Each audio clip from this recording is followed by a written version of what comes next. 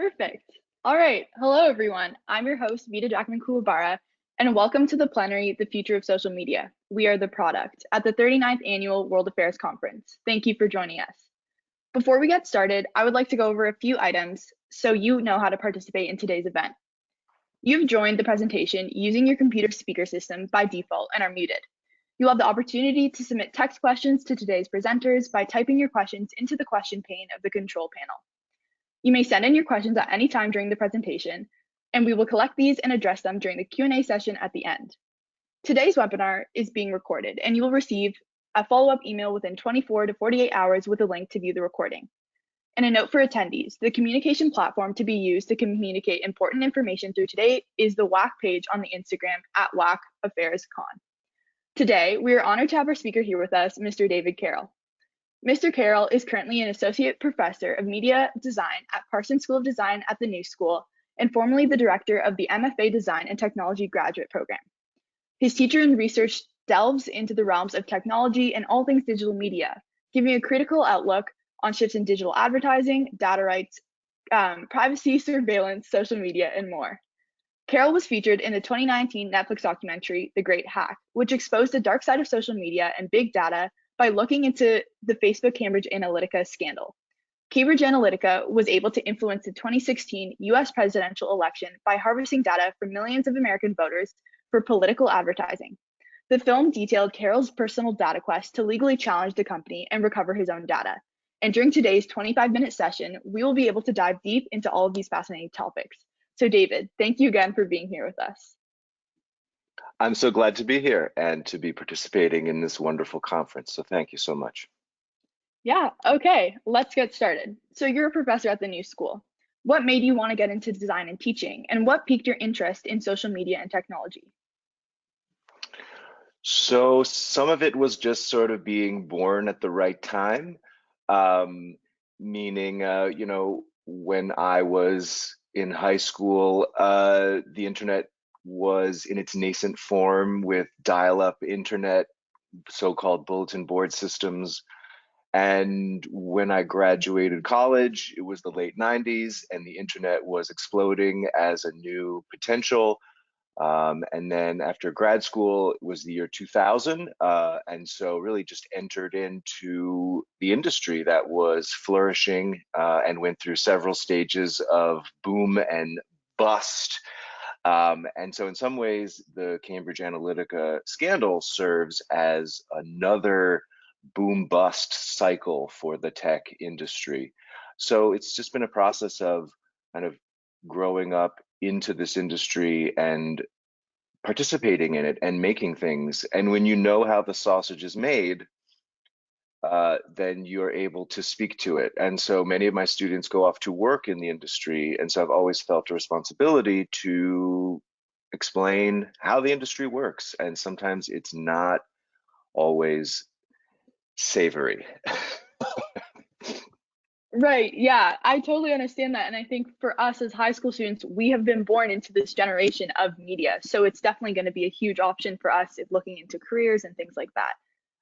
So I think we all know that 2021 has kicked off in a very interesting way. On January 6th, we bore witness to the insurrection at Capitol Hill in DC and its aftermath.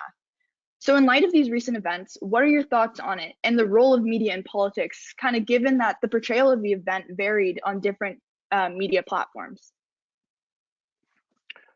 Certainly, the events of January 6th were a pivotal historical moment that will be remembered for generations to come and seem to be a culmination of years of building up this tension, so a kind of boiling over.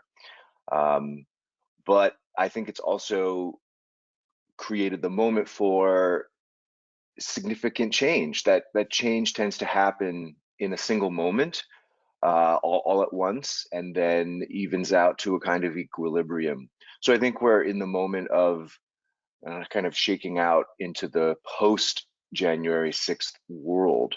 But with that, I think it's interesting to look at how the lies that were told around the election are coming home to roost, in the sense that those who um, disseminated such false information about our democracy are starting to be punished for that flagrant disrespect for the basis of our country. And so I think it's a moment of reckoning for the whole country and an ecosystem that created this condition. Right. Yeah, I totally agree with that. And I think there's definitely something to do with misinformation and disinformation and kind of that balance. And also, I think as we're high school students, even though a lot of us won't be eligible to vote just yet in our respective countries, I think it's so vital to be aware of these things and our rights and exactly what's going on because eventually this is the stuff we're going to have to face when we're kind of in power as a generation, and how we get to stimulate change in our given nations. To slightly shift the topic, I remember watching The Great Hack when it came out, and it really resonated with me. So, your appearance in the film showcased your journey to recover your own data. So, can you briefly explain your perspective on the Cambridge Analytica scandal and what made you want to get your data back specifically? Sure, thanks. So interestingly, kind of going in reverse, uh, spoiler alert, the film ends with me saying that I'll probably never get my data back because at that time I felt very pessimistic that I would actually achieve my goal. And interestingly, in the months leading up to the 2020 presidential election, the British broadcaster Channel 4 showed up at my house and gave me the data that I was looking for so long. So it was a happy ending to the story, but it was unfortunate that a journalist had to give me my data when the UK regulator, the so-called data cops, were not able to do that. So it was a victory for the free press and heroic acts of journalism, but it was not a victory for the data cops who are supposed to protect us from the bad guys. And giving me my data through the law enforcement would have been the sort of expression of justice that showed that the system is healthy. But the fact that they couldn't do that and the fact that journalists had to do it means that the system is not healthy. That it took basically an anonymous source leaking the Trump 2016 database in its entirety to journalists to then report on it. It means the data is still circulating. It's not safe. It's not secured. So that's a lesson to be learned that we have so much work to do still to make rights available and then enforceable. And can the data cops do their job when there are clear data crimes? Or are we going to continue to be reliant on journalists? So that's sort of the big lesson. A sort of more technical lesson that I learned is that bankruptcy is a loophole that needs to be closed. That ultimately the company was guilty of abusing the data of all registered voters in the United States and people in many other countries as well. And they would have been liable for those violations. In the UK, the violation was up to £10,000 per violation. And so that meant that all registered voters were victims. That's more than 150 million people entitled to potentially £10,000 each. So a fine in the trillion of dollars. And the reason why it didn't get enforced is that when a company goes out of business, it then is protected from lawsuits.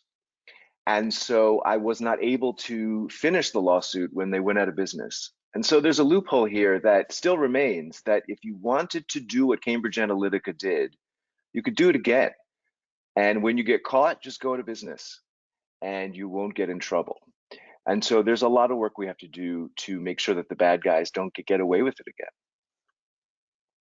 Right. Thank you so much for that. I think exactly. It's like we need more awareness in general to the public. And also, again, there's just so much that hasn't been done to protect us. And kind of building off of that, a following question is just in what ways is our data being protected currently? And what are the challenges of enforcement and accountability while bolstering our digital safety? And I guess where can we improve on this area? So this varies by nation significantly, that different countries are at different stages of achieving this. So obviously, European member states are ahead of the rest of the world. Um, but in North America, there are things happening. Canada is looking at reforms. Many states in the United States are looking at reforms. California passed a law. Washington State is looking at a law. State of Virginia is looking at a law. New York is looking at a law. So there's a lot of activity in different places, but it's an international effort to. There should be basically a competition for the best protection in the world, and everyone should be competing to achieve that. So that's sort of where things stand. And I think the next couple of years will be really important because it's the opportunity to make these reforms in the United States and other places. And so it's an interesting process to observe now. It's really democracy in action, hopefully. So that'll be something to pay close attention to in the coming years. Right. And to build off that, do you think that even with governments implementing laws, do you think that companies, maybe similar to Cambridge Analytica, will still be able to find those loopholes and kind of harvest our data in a not ethical way? Yes, I think we have to understand that our data is being harvested by unknown parties using it for unknown purposes, and we have no visibility into that. And until we achieve some visibility into that, we really can't know. So that's why the effort of getting your own data back is an important process, because it then creates the momentum for us to even get visibility into where our data is going, how it's being used, who's using it, and for what purpose.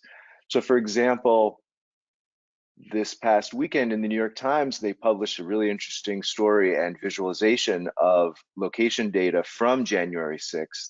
And you can see animations of people going from Trump's rally and then going to the Capitol. And this is all because location data was being captured on their phones.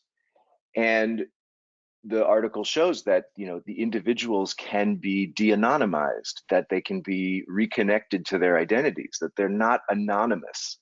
And so when we see the privacy abused of people that we don't politically agree with, it's an important moment to recognize that rights are for everyone, even people who you might disagree with. And so when we see, potentially what you might consider a political enemy attacking your government and having their privacy invaded at the same time, it puts us in an awkward position.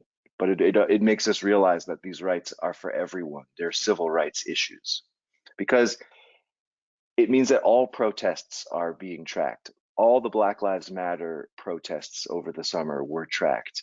That there's an invisible tracking system, and we have to lift the veil on it to be able to see what's being seen. Right. Thank you so much for that. And kind of to connect to your last point on Black Lives Matter and just back to social media, throughout modern history, we've seen that social media has been a tool for good and for bad. We've seen online movements like Black Lives Matter and like #Me Too. And conversely, we've also seen it spread false information and fueling conspiracies like QAnon and Pizzagate. So, in your opinion, do you think social media has done more good than bad? And do you think that social media, if used incorrectly, could pose as an existential threat? Sure, the technology and the data can be used for good or evil. They aren't inherently moral. It's how they're used that matters. So data can be used in the democratic process to mobilize voters to participate. The same data can be used to demobilize voters based on racialized characteristics or other issues. So that's why we need rules of the road. That's why we need, ways to deter bad behavior. it's an unregulated space, and it's one of the only unregulated spaces we have in our life. It's the equivalent of having roads without traffic lights and speed limits and cops pulling people over for causing crashes. We need rules of the road. We don't even have lines painted down the middle to see which is the right way to go. So these are very basic things, and I think even a little rule making will have disproportionately positive effects, so that social media can be used for good more than for bad, and same goes with data.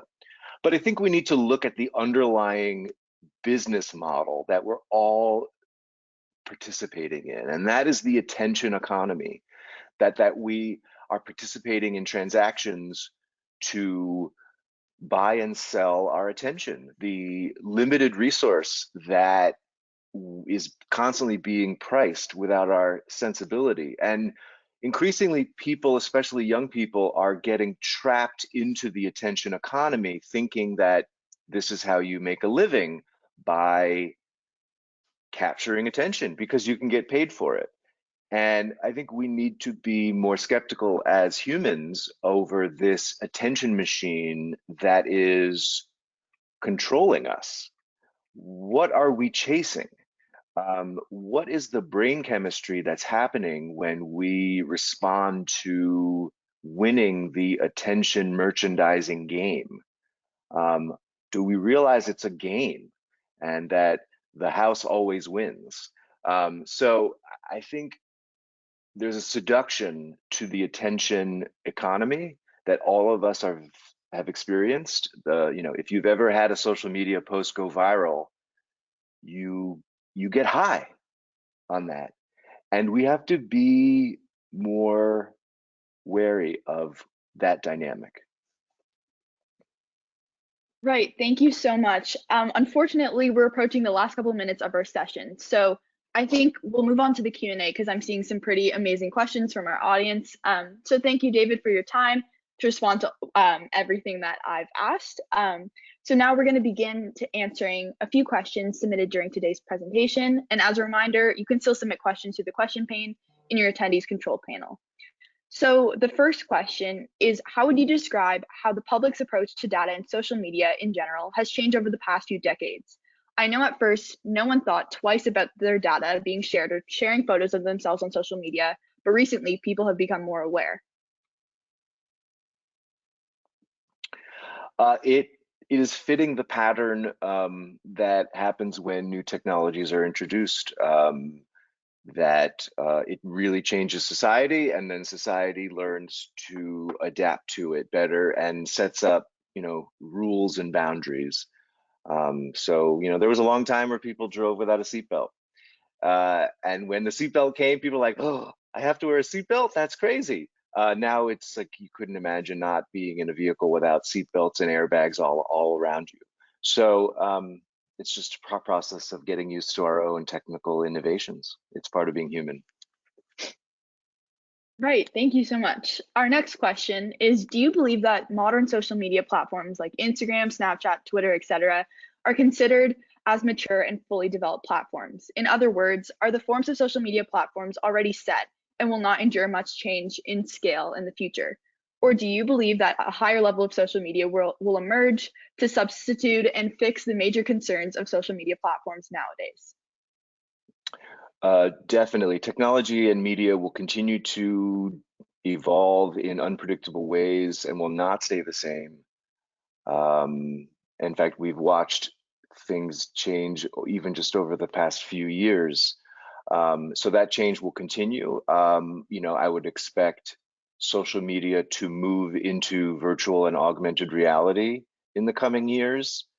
And I would expect some of the characteristics of social media to change. So for example, the idea that social media should be a flat and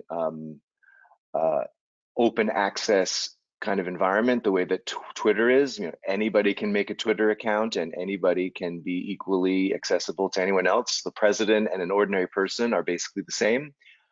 When we look at the increasing popularity of platforms like Clubhouse, which turn that upside down, where it's no longer about open access and everybody's the same, but is rather about um, the elites and um, VIP access, and no, and people are not all the same. I think the if Clubhouse um, continues to succeed, it will show that there are other ways of thinking about the hierarchies and structures of social media, and that maybe a flat model is inherently problematic. I don't know the answer, but I think there will be change for sure.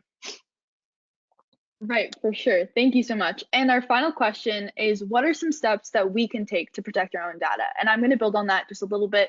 Because we're a group of students here, what do you think we as young people will be able to carry into the future to protect our own data? Sure. So the first thing to do is to see if your national or local government gives you any data rights. The residents of certain countries and certain states are able to get access to their data. So, for example, residents of California, or residents of the EU, or other places. So the question is, can you do what I did and ask for your data? And what happens when you get it? And are you satisfied? So you can sort of do democracy. If your local government or national government does not protect your data rights, then you can write to your representatives and say, hey, let's do this. And then the more technical thing to do is to make sure that you're using tracking protection on your devices. I use tools like Disconnect Me or Jumbo Privacy, which install right into your mobile device and install a VPN that blocks trackers embedded in apps. It's not enough to put an ad blocker in your browser, because a lot of your data is leaking out in your apps. So the only way to prevent your data from leaking out in your apps is to install tracking control at the device level. And so, for example, to disconnect means that when you're playing that fun mobile game, matching gems on a grid, it's not leaking your location data to unknown third parties to then be able to track you. It blocks that. So not many people know about this. It's not as easy and obvious as an ad blocker in a browser, but I do recommend people do that.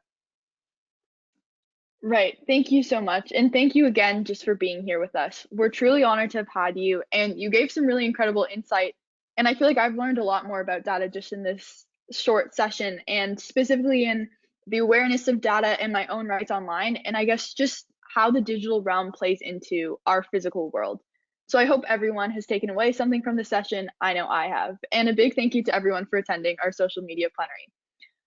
So once you leave today's webinar, you will receive a survey on the presentation, and we would appreciate it if you could complete that and provide your feedback. You will also receive a follow-up email within 24 to 48 hours with a link to view a recording of today's webinar. Please navigate your Links hub on worldaffairs.ucc.on.ca to attend the following event. Immediately following this plenary at 10:20, we are hosting a networking session on Zoom. This is an opportunity for you to meet other participants and bond over fun prompts in a breakout room. Please refer to your personal schedule on the WAC website for the Zoom link.